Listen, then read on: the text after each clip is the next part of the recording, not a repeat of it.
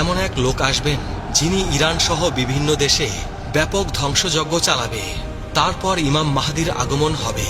আসসালামু আলাইকুম ওয়া রাহমাতুল্লাহি ওয়া বারাকাতুহু।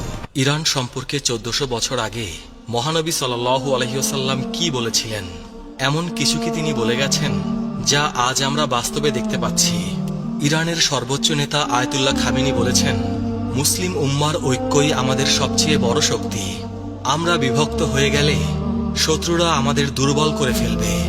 শহীদ মোতাহারি রহমতুল্লাহি আলাই বলেছেন, ইরানের ইতিহাস ইসলামের ইতিহাস থেকে আলাদা নয়। আমরা মুসলিম, তারপরে আমরা ইরানি, আমাদের পরিচয় ইসলাম। ইমাম খোমেনি বলেছেন, ইসলাম আমাদের শিখিয়েছে আমরা সবাই ভাই ভাই। আরব অনারবদের ভেদাভেদ ইসলামে নেই, তাকওয়াই একমাত্র চাবিকাঠি। ইরানের তেল ও গ্যাস সম্পদ বিশ্বের অন্যতম বৃহৎ। এই সম্পদ কি শেষ জামানার সাথে সম্পর্কিত? হাদিসে ইমাম মাহদির শাসনামলের বৈশিষ্ট্য বর্ণিত হয়েছে। আকাশ থেকে প্রচুর বৃষ্টিপাত, জমিনে ফসলের প্রাচুর্য এবং তখন সম্পদের ন্যায্য বন্টন হবে। ইরানের তেল সম্পদ যদি ন্যায়সঙ্গতভাবে বিতরণ করা হয় তবে হাদিসের এই ভবিষ্যৎবাণীর সাথে মিলে যাবে। তবে তার আগে বড় যুদ্ধ ও ধ্বংসযজ্ঞের ভবিষ্যৎবাণী রয়েছে। নবী করিম সাল্লাল্লাহু আলাইহি ওয়াসাল্লাম বলেছেন, হত্যাকাণ্ড বৃদ্ধি পাবে। আধুনিক অস্ত্র দিয়ে এক মুহূর্তে হাজার হাজার মানুষ হত্যা করা সম্ভব। ইরানের ক্ষেপণাস্ত্র ও ড্রোন প্রযুক্তি সেই সক্ষমতা রাখে। ইরানের সর্বোচ্চ নেতা আয়াতুল্লাহ খোমেনি ইমাম মাহদির আগমনে বিশ্বাস করেন এবং বলেন, আমরা ইমাম মাহদির আগমনের জন্য অপেক্ষা করছি। তার আগমনের পূর্বে আমাদের দায়িত্ব হলো ইসলামী সমাজ গঠন করা। ইরান আজ বিশ্বের অন্যতম প্রধান ইসলামী দেশ। 85 মিলিয়ন মানুষের এই দেশের 99 ভাগেরও বেশি মুসলিম। এই দেশ নিজেকে ইসলামী প্রজাতন্ত্র হিসেবে পরিচয় দেয়। কিন্তু জানেন কি, এই দেশের ভাগ্য নিয়ে নবী করিম সাল্লাল্লাহু আলাইহি সাল্লাম কত কথা বলে গেছেন। আল্লাহ রাসূল সাল্লাল্লাহু আলাইহি সাল্লাম ইরশাদ করেছেন, আমার উম্মতের একটি দল সর্বদা সত্যের ওপর প্রতিষ্ঠিত থাকবে। প্রশ্ন হলো, সেই দলে কি ইরানের লোকেরাও আছে? আজ আমরা 20টি ভবিষ্যৎবাণী নিয়ে আলোচনা করব। কিছু হাদিস আপনাকে শিহরিত করবে, কিছু আপনাকে ভাবিয়ে তুলবে, আর কিছু আপনার ঈমানকে শক্তিশালী করবে। আল্লাহ তাআলা পবিত্র কুরআনে ইরশাদ করেছেন, হে মানুষ, আমি তোমাদের সৃষ্টি করেছি এক পুরুষ ও এক নারী থেকে, আর তোমাদের বিভক্ত করেছি বিভিন্ন জাতি ও গোত্রে, যাতে তোমরা একে অপরের সাথে পরিচিত হতে পারো। তোমাদের মধ্যে আল্লাহর কাছে সেই সর্বোত্তম যে তোমাদের মধ্যে সর্বাধিক মুত্তাকি।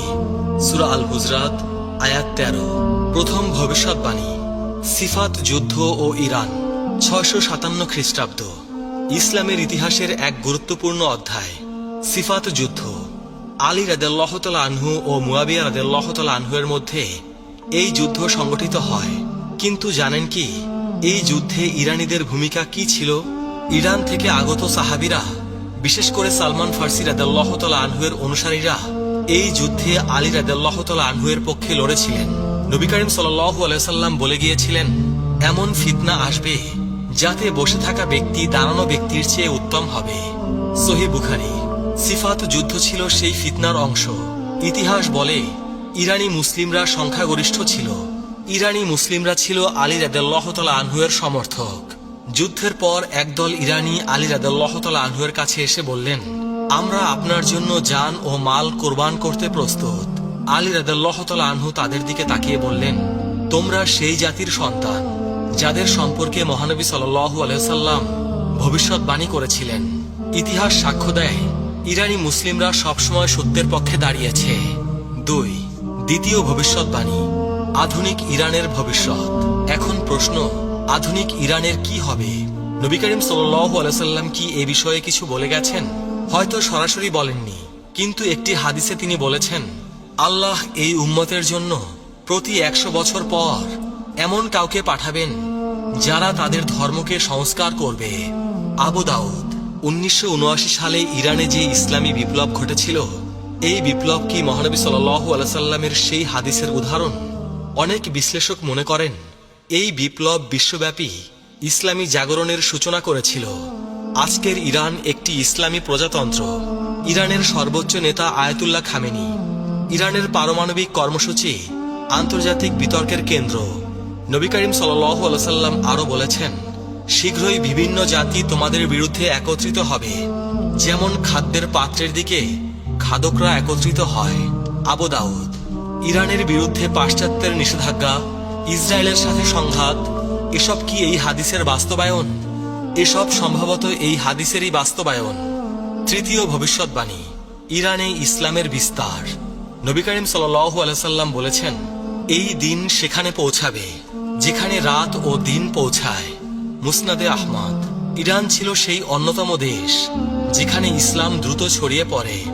651 খ্রিস্টাব্দে সাসানিয়া সাম্রাজ্যের পতনের পর ইরানে ইসলামের বিস্তার শুরু হয়, কিন্তু এই বিস্তার সহজে হয়নি। উমাইয়া শাসনামলে ইরানিদের প্রতি বৈষম্যমূলক আচরণ করা হতো। তাদেরকে মাওয়ালি কিংবা কৃতদাস শ্রেণীর নাগরিক হিসেবে গণ্য করা হতো। হাজ্জাজ বিন ইউসুফ ফার্সি ভাষা ব্যবহার করা নিষিদ্ধ করে দিয়েছিলেন, কিন্তু ইরানিরা ধৈর্য ধারণ করে। তারা ইসলাম গ্রহণ করল, কিন্তু নিজেদের ভাষা ও সংস্কৃতি রক্ষা করল। ইতিহাসবিদ বার্নার্ড লুইস বলেছেন, ইরান প্রকৃতপক্ষে ইসলামী হয়েছিল, কিন্তু আরবীয় হয়নি। এই ভবিষ্যৎবাণী আজ সত্য হয়েছে। ইরানের জনসংখ্যার 99 ভাগেরও বেশি মুসলিম। চতুর্থ ভবিষ্যৎবাণী, শিয়া সুন্নি বিভাজন ও ইরান। একটি জটিল কিন্তু সত্য বিষয়। শিয়া সুন্নি বিভাজন। নবী করিম সাল্লাল্লাহু আলাইহি সাল্লাম কি এ বিষয়ে কিছু বলেছেন?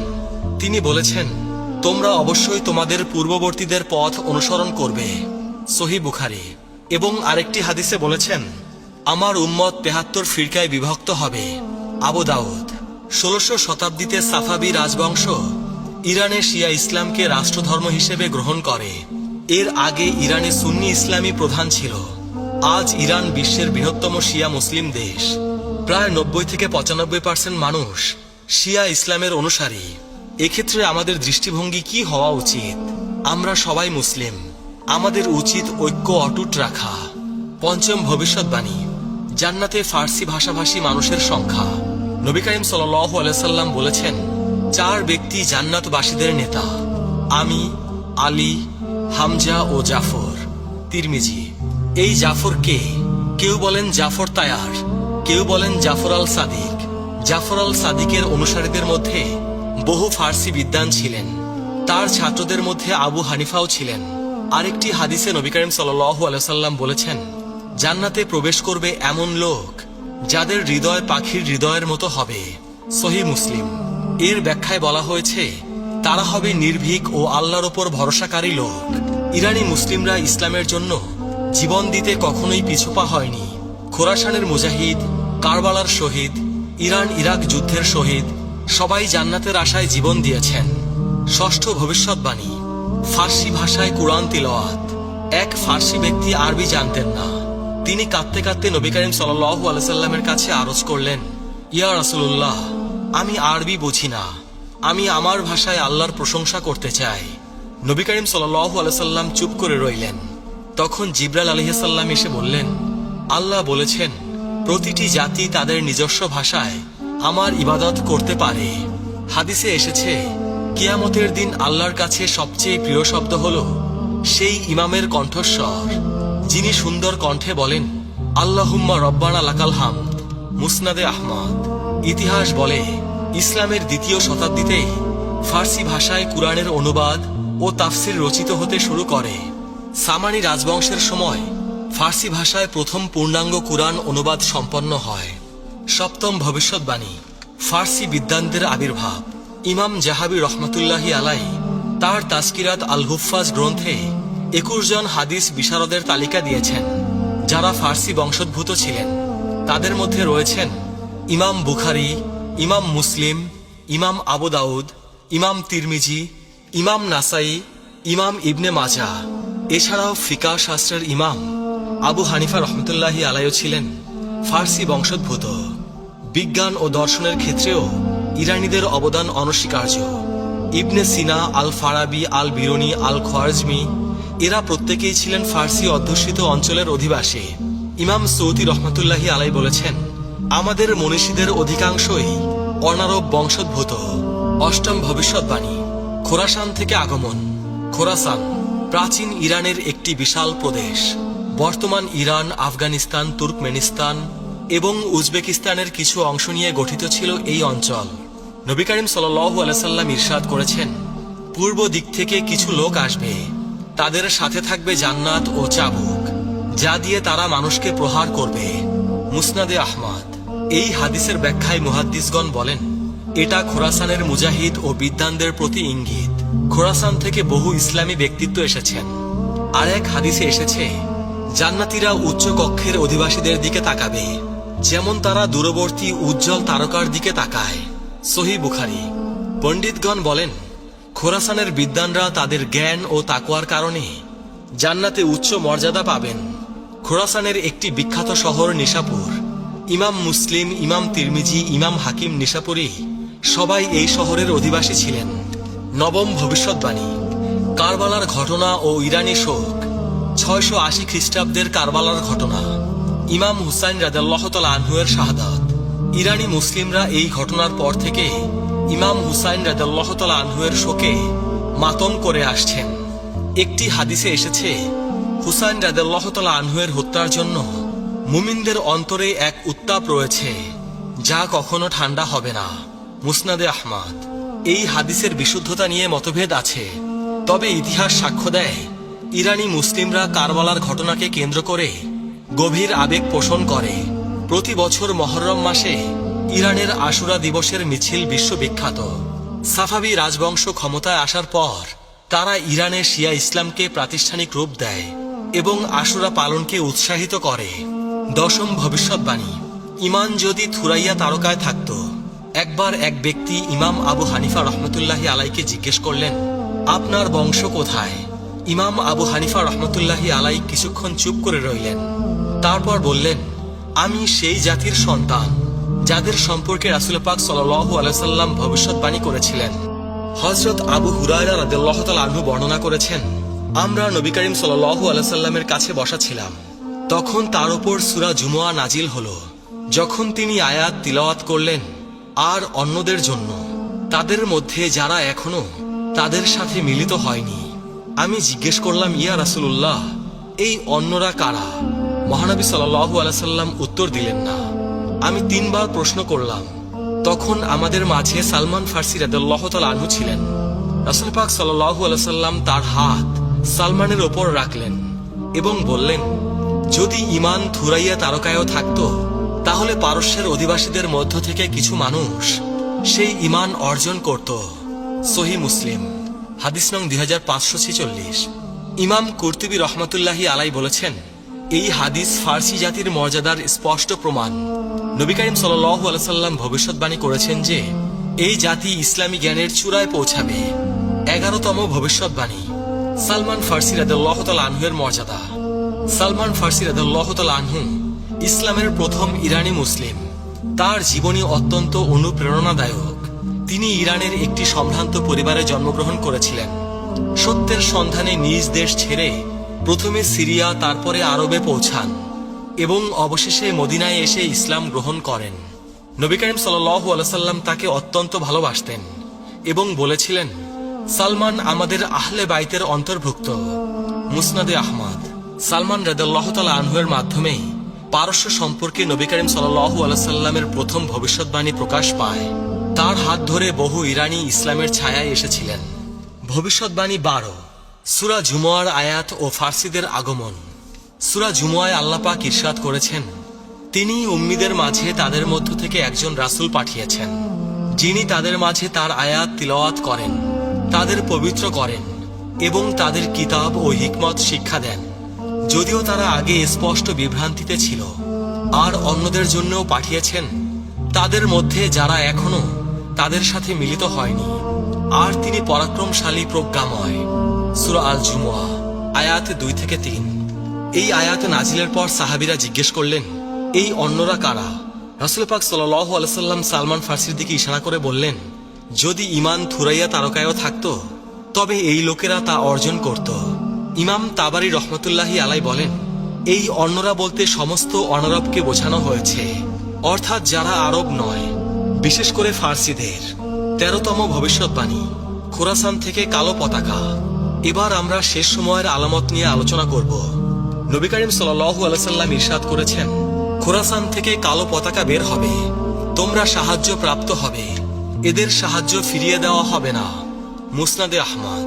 এই কালো পতাকাধারী বাহিনী ইমাম মাহদির আগমনের পূর্বে বের হবে এবং সুফিয়ানি বাহিনীর সাথে যুদ্ধ করবে। তাদের নেতা হবে শুয়াইব ইবনে সালেহ। বর্তমান বিশ্বের ঘটনা প্রবাহ এই হাদিসের সাথে সাদৃশ্যপূর্ণ। গাজা, ইরান, সিরিয়া, লেবানন এসব স্থানের ঘটনা এই ভবিষ্যৎবাণীর কথা মনে করিয়ে দেয়। 14তম ভবিষ্যৎবাণী, ইমাম মাহদির আগমন ও ইরান। নবী করিম সাল্লাল্লাহু আলাইহি সাল্লাম ইরশাদ করেছেন, যদি দুনিয়ার একদিনও অবশিষ্ট থাকে তবে আল্লাহ সেই দিনকে দীর্ঘ করবেন যতক্ষণ না তিনি আমার পরিবারের একজন লোককে পাঠান, যার নাম আমার নামের মতো, যার পিতার নাম আমার পিতার নামের মতো। আবু দাউদ। ইতিহাসবিদগণ বলেন, ইমাম মাহদির আগমনের সময় ইরানের লোকেরা গুরুত্বপূর্ণ ভূমিকা রাখবে। শিয়া বিশ্বাস অনুযায়ী ইমাম মাহদি হলেন 12তম ইমাম, যিনি 941 খ্রিস্টাব্দে গায়েব হয়ে যান। তবে এই বিশ্বাসটি সহিহ নয়। সুন্নি বিশ্বাসেও ইমাম মাহদির আগমন একটি গুরুত্বপূর্ণ বিষয়। 15তম ভবিষ্যৎবাণী, সুফিয়ানি ও ইরান। সুফিয়ানি শেষ সময়ের একজন খারাপ চরিত্র। নবী করিম সাল্লাল্লাহু আলাইহি সাল্লাম বলেছেন, পূর্ব দিক থেকে আমার পরিবারের একজন লোক বের হবে, যাকে সুফিয়ানি বলা হয়। মুসনাদে আহমদ। সুফিয়ানি সম্পর্কে হাদিসে আরো বলা হয়েছে, সুফিয়ানি বের হবে এবং 33 মাস পৃথিবী শাসন করবে। মুসনাদে আহমদ। এই সময়ে তিনি ইরান সহ বিভিন্ন দেশে ব্যাপক ধ্বংসযজ্ঞ চালাবেন। তারপর ইমাম মাহদির আগমন হবে এবং তিনি সুফিয়ানির বিরুদ্ধে যুদ্ধ ঘোষণা করবেন। ইরানের ইতিহাসে সুফিয়ানির মতো অনেক শাসক এসেছে, যেমন মঙ্গল আক্রমণ, তিমুরলংয়ের আক্রমণ। ভবিষ্যৎবাণী 16, দাজ্জাল ও ইরান। দাজ্জাল শেষ সময়ের সবচেয়ে বড় ফিতনা। নবী করিম সাল্লাল্লাহু আলাইহি সাল্লাম বলেছেন, দাজ্জালের অনুসারী হবে আসফাহানের ইহুদিদের 70,000 লোক, যাদের পরনে থাকবে মোটা চাদর। সহিহ মুসলিম। হাদিস নং 2944। আসফাহান ইরানের একটি প্রাচীন শহর। আজও সেখানে একটি ইহুদি সম্প্রদায় বসবাস করে। নবী করিম সাল্লাল্লাহু আলাইহি সাল্লাম 1400 বছর আগে বলে গেছেন যে আসফাহানের ইহুদিরা দাজ্জালের অনুসারী হবে। ইমাম নববী রহমাতুল্লাহি আলাইহি এই হাদিসের ব্যাখ্যায় বলেন, এই হাদিস একটি স্পষ্ট ভবিষ্যৎবাণী যে দাজ্জালের অধিকাংশ অনুসারী হবে আসফাহানের ইহুদিরা। এটি নবুয়তের একটি বড় নিদর্শন। নবী করিম সাল্লাল্লাহু আলাইহি সাল্লাম বলেছেন, যে ব্যক্তি সূরা কাহফের প্রথম 10 আয়াত মুখস্থ করবে সে দাজ্জালের ফিতনা থেকে রক্ষা পাবে। সহিহ মুসলিম। ভবিষ্যৎবাণী 17, ইয়াজুজ মাজুজ ও ইরান। ইয়াজুজ মাজুজ দুটি বর্বর জাতি। আল্লাহ তাআলা কুরআনে বলেন, অবশেষে যখন ইয়াজুজ ও মাজুজকে খুলে দেওয়া হবে এবং তারা প্রতিটি উচ্চ স্থান থেকে ছুটে আসবে। অবশেষে যখন ইয়াজুজ ও মাজুজকে খুলে দেওয়া হবে এবং তারা প্রতিটি উচ্চ স্থান থেকে ছুটে আসবে। সূরা আল আম্বিয়া আয়াত 96। হাদিসে এসেছে, ইয়াজুজ মাজুজ বের হবে খোরাসানের দিক থেকে। তারা এত বেশি সংখ্যক হবে যে তাদের সামনে কোনো কিছুই টিকতে পারবে না। নবী করিম সাল্লাল্লাহু আলাইহি সাল্লাম বলেছেন, ইয়াজুজ মাজুজ প্রতিদিন প্রাচীর খোঁড়ে। যখন তারা সূর্যের আলো দেখতে পায় তখন তাদের নেতা বলে, ফিরে যাও, আগামীকাল আবার খুঁড়ব। মুসনাদে আহমদ। ইয়াজুজ মাজুজের আবির্ভাবের স্থান হিসেবে ইরান ও মধ্য এশিয়ার কথা বলা হয়। ইতিহাসে চেঙ্গিস খানের মঙ্গল বাহিনীকে অনেক মুসলিম ঐতিহাসিক ইয়াজুজ মাজুজের সাথে তুলনা করেছেন। চেঙ্গিস খান খোরাসান থেকে বেরিয়ে এসে সমগ্র মুসলিম বিশ্ব ধ্বংস করেছিলেন। আল্লামা ইকবাল তার কবিতায় বলেছিলেন, ইয়াজুজ মাজুজের বন্যা এসে গেল। ভবিষ্যৎবাণী 18, শৌবিয়া আন্দোলন ও ইরান। শৌবিয়া আন্দোলন 8ম-9ম শতাব্দীর একটি সাংস্কৃতিক আন্দোলন, যা আরব ও অনারবদের মধ্যে সমতা দাবি করে। এর নেতৃত্বে ছিল ইরানি মুসলিমরা। নবী করিম সাল্লাল্লাহু আলাইহি সাল্লাম বলেছেন, আরবদের কোনো অনারবদের ওপর শ্রেষ্ঠত্ব নেই, আবার অনারবদেরও কোনো আরবের ওপর শ্রেষ্ঠত্ব নেই তাকওয়া ছাড়া। মুসনাদে আহমদ। এই হাদিস শৌবিয়া আন্দোলনের মূল দাবির সাথে মিলে যায়। শৌবিয়ারা মনে করত ইসলাম সব জাতিকে সমান মর্যাদা দিয়েছে। শৌবিয়া আন্দোলনের ফলে ফার্সি ভাষা ও সংস্কৃতির পুনর্জাগরণ ঘটে। ফারদৌসির শাহনামা, রুদাকির কবিতা এসব এই আন্দোলনের ফল। আজকে আমরা কয়েকটি ভবিষ্যৎবাণী নিয়ে আলোচনা করলাম। কিছু ভবিষ্যৎবাণী স্পষ্ট, কিছু রহস্যময়, কিছু বর্তমান ঘটনার সাথে মিলে যায়। মনে রাখবেন, শেষ সময়ের আলামত নিয়ে গবেষণা করা জরুরি। তবে নির্দিষ্ট তারিখ বা ঘটনা নিশ্চিত করে বলা উচিত নয়। কিয়ামতের জ্ঞান একমাত্র আল্লাহর কাছে। আমাদের কর্তব্য ঈমান মজবুত করা, ইবাদত করা, দান করা, সৎ কাজের আদেশ দেওয়া, মুসলিম ঐক্য বজায় রাখা। নবী করিম সাল্লাল্লাহু আলাইহি সাল্লাম বলেছেন, মুসলিম মুসলিমের ভাই, সে তার উপর অত্যাচার করে না এবং তাকে অসহায় অবস্থায় ছেড়ে যায় না। সুতরাং ইরানের মুসলিমরা আমাদের ভাই। আমরা তাদের জন্য দোয়া করব, তাদের পাশে দাঁড়াবো এবং শেষ সময়ের সবচেয়ে বড় ফিতনা দাজ্জাল থেকে বাঁচতে আমরা দোয়া পড়ব। হে আল্লাহ, আমি আপনার কাছে কবরের শাস্তি থেকে, জাহান্নামের শাস্তি থেকে, জীবন ও মৃত্যুর ফিতনা থেকে এবং দাজ্জালের ফিতনা থেকে আশ্রয় চাই। আল্লাহ আমাদের সবাইকে হেদায়েত দান করুন। ইমাম মাহদির আগমনের সময় আমাদেরকে সত্যের পথে অবিচল রাখুন। দাজ্জালের ফিতনা থেকে আমাদেরকে রক্ষা করুন। আমাদের কবরকে জান্নাতের বাগানে পরিণত করুন। প্রিয় আখেরি নবীর উম্মত, আজকের ভিডিও এ পর্যন্তই। সবাই ভালো থাকবেন। আল্লাহ রাব্বুল আলামিন আমাদের সবাইকে হেদায়েত দান করুন। আমিন।